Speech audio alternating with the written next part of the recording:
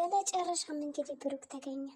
መድብልና ጓደኞቹ አጥር ዘለው በገቡት በር እንግዲህ ካሌብ ሙሴሳ አግቶ በጣም እያሰቃየው እንደነበረ ከደረሱበትም በኋላ ጀግናው መድብል እንግዲህ ወንድሙን ነፃ አውጥቷል።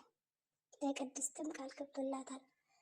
እኔ የብሩክ ታላቅ ወንድም ነኝ፣ በእርግጠኝነት ደህና ሆኖ ከመጣሁት እኔ ራሴ ደርሻለሁ በማለትም ቃል ገብቶላታል። ቅድስትም እንግዲህ ዋናው ደህና ይምጣ እንጂ ምንም ችግር የለውም ለቃሉ በማለት በፈገግታ ተቀብለዋለች። መድብልም እንግዲህ ቃሉን ፈጽሞ ቅድስትን ሊድራት እልል እያለ ሽርም ጉድ ብሏል። ሞጌም እንግዲህ ያው ከስንት ጊዜ በኋላ እንግዲህ በጣም ይፈራል። የሆነ ሽብር ነገር ለስራ ሲባል በጣም ነው እንግዲህ የሚንቦቀቦቀው ወደኋላ ከማለት አይልም። እንግዲህ ሚስቱንም አሳልፎ ለመስጠት እየተዘጋጀ ነው። ዝና እስካሁን ሉላ የት እንዳለች አላወቀም እንጂ በእርግጠኝነት ያጠበቃ እንግዲህ ከሱ የሆነ ነገር ፈልጎ እንደሆነ እንዲያቀነረው ቀስቅሶ እንደሚገድለው እና እንደሚደበደበው እርግጥ ነው። ይሁን እንጂ ጠበቃውን ወስላታ ስለሆነ ሚስትና ትዳር አለኝ ብሎ ጭራሽ ደግሞ እሷን ለመማለል ይሞክራል። ሀብትና ንብረታችሁ እንዲመለስላችሁ ከፈለጋችሁን የምልሽን ነገር ፈጽሚ በማለትም እንግዲህ ከሉላ ጋር ጊዜ እንድታሳልፍና አብረው እንድተኛ ጠይቋታል። ሉላ በጭራሽ ነገር አይሆንም፣ ቆይ ሚስትና ልጆች አሉ ብላ አልነበረም? ታዲያ እንዴት ነው አስጸያፊ ስራን የምትሰራው? በዛ ላይ ደግሞ እንዴት ነው የህግ ሰው ሆነ ነገር የምተገብር በማለትም እንግዲህ ነገረችው። ሆኖም እንግዲህ አጭሬ ልክ ነሽ፣ እኔ የህግ ሰው ነኝ፣ ግን ደግሞ ህግና ደንቡን ጠንቅቄ ስለማውቀው እያንዳንዱ ስራዎች የማደርጋቸውና የምፈጽማቸው ሁሉ በእንቅስቃሴና በድርጊት ነው እንጂ እንደዚህ በቀላሉ አይደሉም የሚሰሩት። ታዲያ እኔ እንዲህ ማለት ብዙ ዋጋ ያስከፍልሻል፣ ይልቅ አስቢበት ይላታል። ከዛ መኝታ ክፍል እንዲወጣላት ደጋግማ ብትጠይቀውም ግን በግዴታ ሊወጣ አልቻለም እና አስገድዶ ሊደፍራት ሞክሯል። እንግዲህ ሉላም ያለ የሌላትን ኃይል በመጠቀም እባክህ ውጣልኝ እዚህ መኝታ ክፍል፣ ሞገስ ከመጣ ሌላ ችግር ሊፈጠር ይችላል ብላ እንደምንም እንግዲህ ሊደፍራት የነበረውን ሌላ ቀነ ቀጠሮ ሰጥቶ በዛ ቀን ደግሞ ካገኛት እንደማይለቃት ምሎላት ነበር የሚሄደው። እንግዲህ ሉላ እሺ እዚህ ክላስ ብቻ ውጣልኝ፣ ቀጣይ እመጣለሁ አንተ ከፈለክበት ቦታ በማለት እንግዲህ ወጥቶ ሄዶላታል ማለት ነው። ሉላ ደግሞ እንግዲህ ቀጣይ ስትሄድ ምን እንደሚያደርጋት አይታወቅም። በቀጣይ ግን ብቻዋን መሄድ የለባትም። ምናልባት እንግዲህ ዳጣን ይዛት ከሄደች ያው ዳጣ ትከሰክስላታለች የሚል ሀሳብ አለኝ። ግን ዳጣ ዝና ከተፈታ በኋላ ወደዛች ሰፈር ድርሽ አይደለም በማለት እንግዲህ ያው ፍርሃቷን እየገለጸችላት ነበረ። ይሁን እንጂ ያው ለሉላ ስትል መምጣቷ አይቀርም። በሌላ በኩል እንግዲህ ምሳሌ አባቷን አፍቋት እየተጠባበቀችም ነው ያለችው። ይሁን እንጂ ቅድስትም እንግዲህ አባቷን እንድትረሳ በማለት ተረዳት ነገሮችን እንግዲህ እያወራችላትም ነበረ። የእናትና የልጅ ታሪክም ማነሳችላት። እናት እንግዲህ ሳትሰለች ለ23 ጊዜ እገሌ ነው እያለች ከመለሰችም በኋላ ልጅ ደግሞ እናት የሆነ ነገር ጠይቀው በአንድ ጊዜ ስልችት ተብሎ ተቆጥቶ እንደመለስላት እናት በተቃራኒው ደግሞ ሳትሰለች ደጋግማ ለልጆቿ የምትናገረውን ነገር በሙሉ በደንብ አስረዳቻት። ምሳሌም በዚህ ጉዳይ እንግዲህ ተደሰተች። ይሁን እንጂ በቃ መተኛት አልቻለችም ነበረ። ስለ አባቷ እያሰበች ነበረ። ግን እኮ እኔ እናት የለኝም በማለት ነገረቻት። ቅድስትም ታዲያ እናት ባይኖርሽ አባት አለሽ አይደለም? አባትሽ ስትይ በጣም መሰሪና ብልጥ ነኝ፣ ከዛ በተጨማሪ ደግሞ ጎበዝ ልጅ ሁኚ እያለች መምከሯን ቀጠለች። ምሳሌም እንግዲህ ቅድስት ከመከረቻት አንጻር የተገነዘበችው አንድ ነገር ነበር። የናፈቃት አባቷን እንግዲህ ወደኋላ መለስ ለማስታወስ ነበር የጀመረችው። ትምህርት ቤት ሲወስዳትና በየመንገዱ ምን ሲላት እንደነበረ እያንዳንዱ ነገር ማስታወሷን ቀጥላለች። በሌላ በኩል ዝና ያቺ ኤፍራታን ፈልጓታል። ግን መሀሌት እህቷን አሳልፋ ልትሰጥ አልቻለችም። የሚገርም ፍቅር ነው እንግዲህ።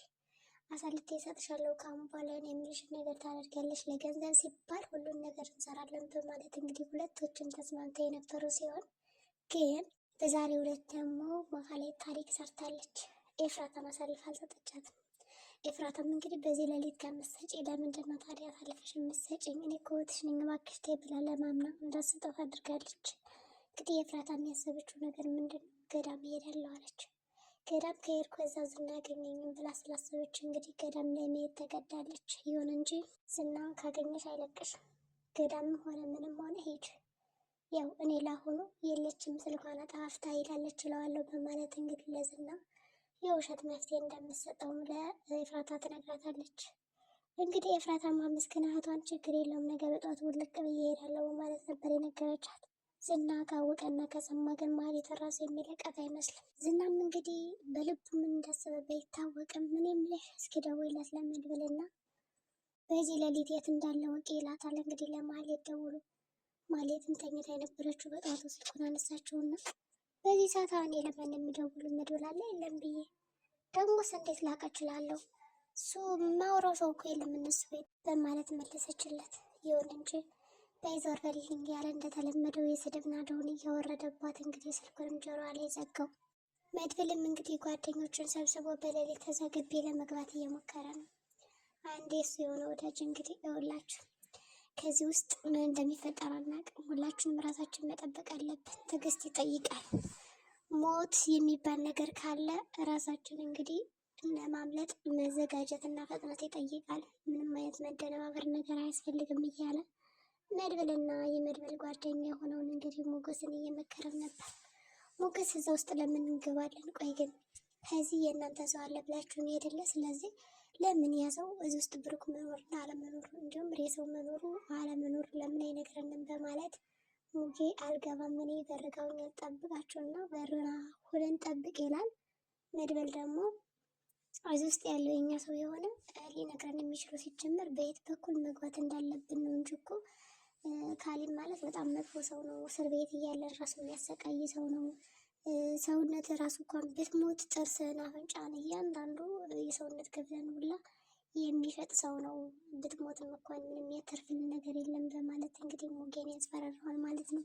ሞጌም እንግዲህ የመጣ ይምጣ በማለት እሺ እኔ እናንተ ካላችሁ ወደ ኋላ አልልም በማለት ያው ተከታትሏቸው ገብቷል። እንግዲህ ጥበቃውም ያው ሞጌን እየተከታተለውም ነበር። ሌሎቻቸውም እንደዚህ በድፍረት ነው የገቡት።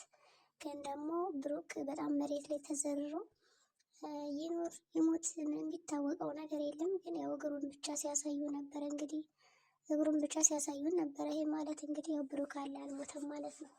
በሌላ በኩል እንግዲህ ያው አጅሬት ሉላ እንቅልፍ አልወስዳት ስላለ እንዲሁም ደግሞ ሞገስ ሄደበት ነገር ስለምታውቅ ለዳጣ ደውላ እባክሽ ነይ ድረሽልኝ እርጅኝ የት እንዳሉ ጠይቂያቸው ምናምን እያለቻት ነው። ዳጣ ደግሞ እኔ አልመጣም ትላታለች። ለማንኛውም አታስቢ እንደውም እስኪ አንዳንድ ጊዜ እንደዛ ስራ ይስሩ ወንድ ናቸው እኮ ደፋሪውን እያለቻት ነው። በተለይ ለሞገስ እስኪ ደፋሪውን ሚስቱን እኮ ሊደፍርበት ነበረ ዝም ብለው ወደዛ ወደዚህ ሲወላቀፍ ማለት ነው። ይሁን እንጂ በቃ በጠዋቱ እንገናኛለን በማለት እንግዲህ ስልኩን ትዘጋባታለች። ዝና ግን ጠርጥሯል መድብል ከቤት እንደሌለና ብሩክን እንደሚፈልገውም ያወቀ ይመስላል። እንግዲህ ሁለቱ ሶስቱ ጎረምሳዎች ዛሬ ወንድማችን እናስፈታለን እያሉ ገብተዋል። እስኪ መጨረሻቸው ምን ሊሆን ይችላል? ዛሬ ቪዲዮአችን እንግዲህ እንመስል ነበር። በቀጣይ ቪዲዮ እስከምንገናኝ ደግሞ መልካም ጊዜ ሆንላችሁ።